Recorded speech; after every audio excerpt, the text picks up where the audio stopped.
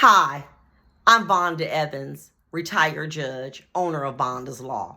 For those of you who have been following the trial, P. will be sentenced this week. This will be the opportunity for the judge, based on the evidence that has been permitted and the different variables, to make a determination of what sentence he should give to P. Diddy. The government is saying 11 years. We want the maximum. Well, the defense is saying, listen, the more serious charges that he was charged with, the jury found him not guilty. So therefore, they want him to have something much less. This is a very young judge. He's not been on the, he's only been on the bench a couple of years. But let me tell you what the challenge was for me when I was a young judge. I took copious notes. And if a jury found a person guilty of a lesser crime, something less serious, it was a challenge for me to say, do I right this wrong?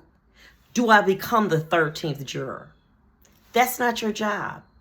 As a judge, you're the gatekeeper. You determine what evidence should come in and what evidence should not come in. That's what your job is. To determine whether or not the people have met their burden beyond a reasonable doubt, that is strictly for the jury. As I began to be more seasoned, I understood that I had to respect what the jury said. Hey, if it were a bench trial, well, I would be the trier of fact. Maybe my decision would be different. But I had to respect their decision. As a young judge, it was hard, but I had to do it. And as a more seasoned judge, I had to do it.